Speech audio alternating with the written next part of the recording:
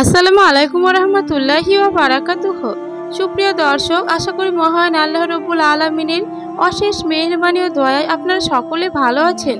বন্ধুরা, আজকের ভিডিওতে আমরা বলবো যে হযরত আজরাইল আলাইহিস সালাম যেসব মানুষের জান কবজ করতে গিয়ে কান্না করেছিলেন সেই সম্পর্কে একটি বিস্ময়কর ঘটনা, যা শুনে আপনার মন ছুঁয়ে যাবে ইনশাআল্লাহ। পৃথিবীর বুকে দুজন মানুষের জান কবজ করতে গিয়ে আজরাইল আলাইহিস সালামের চোখ অশ্রুসিক্ত হয়েছেন। তিনি অনেক কষ্ট পেয়েছেন। বলা হয়ে থাকে যে আল্লাহর শ্রেষ্ঠ ফেরেশতাদের মধ্যে আজরাইল আলাইহিস সালাম হচ্ছে সবচেয়ে কঠোর ও ভয়ঙ্কর স্বভাবের। তাকে মৃত্যু সম্পূর্ণকারী ফেরেশতাদের সর্দার করা হয়েছে। তার মধ্যে মায়া দয়া বলে কোনো কথা নেই। এমনকি আদম আলাইহিস সালামকে সৃষ্টি করার জন্য জমিন থেকে মাটি আনার আদেশ দেওয়া হলে জিবরাইল আলাইহিস সালাম থেকে মিকাইল আলাইহিস সালাম সবাই ব্যর্থ হয়। জমিন কাউকে মাটি দেয় না, কিন্তু আজরাইল আলাইহিস সালাম গিয়ে জমিন থেকে খাপটি মেরে মাটি তুলে নিয়ে আসে। কেননা আজরাইলের স্বভাবটা হলো আল্লাহর আদেশ পালনের ক্ষেত্রে সে কারো কোনো পরোয়া করে না।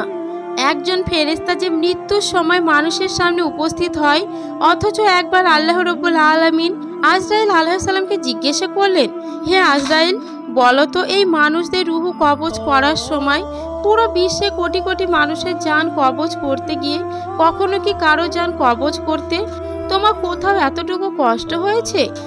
আমার নবী থেকে শুরু করে বা অন্য যে কোনো মানুষের উত্তরে মালাকুল মাউত হযরত আজরাইল আলাইহিস সালাম বললেন, জি আমার খোদা, দুজন ব্যক্তি এমন রয়েছে, না তো তারা আপনার কোনো নবী, না তো আপনার কোনো রসুল, কিন্তু কেন জানি এদের দুজনের জান কবজ করতে আমি আজরাইলের চোখ অশ্রুসিক্ত হয়েছে, আমার হৃদয় সেখানে কম্পিত হয়েছে।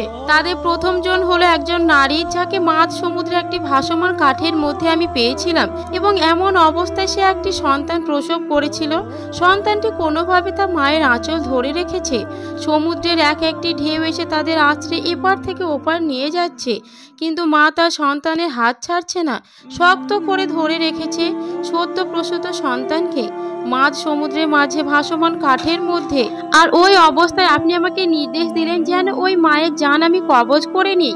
হে আল্লাহ, ওই মায়ের জান কবজ করার সময় শিশুটির মুখের দিকে তাকিয়ে মায়ের জান কবজ করতে আমার খুবই কষ্ট হয়েছিল। আর হে খোদা, দ্বিতীয় যে ব্যক্তিটির জান কবজ করতে আমার কষ্ট হয়েছিল তা হচ্ছে দুনিয়ার এক কুখ্যাত বাদশাহ সাদ্দাত। সে 300 বছর ধরে কঠোর পরিশ্রম করে পুরো পৃথিবীর সকল সম্পদ একত্রিত করে দুনিয়ার বুকে শ্রেষ্ঠ জান্নাত তৈরি করেছিল। আপনার নবী হুদ আলাইহিস সালামের কাছে সে জান্নাতের বর্ণনা শুনে সে যেন পৃথিবীর বুকে এমন জান্নাত তৈরি করেছিল যা এই বিশ্ববাসী কিয়ামতের আগ পর্যন্ত পৃথিবীর বুকে তৈরি করতে পারবে না।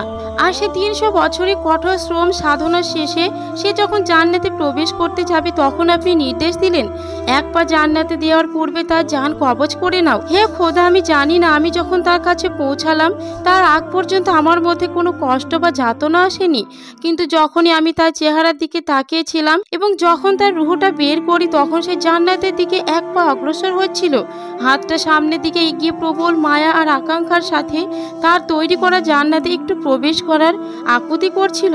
হে খোদা, তখন আমার খুব কষ্ট হচ্ছিল সেই সাদ্দাতের জানটি কবজ করতে।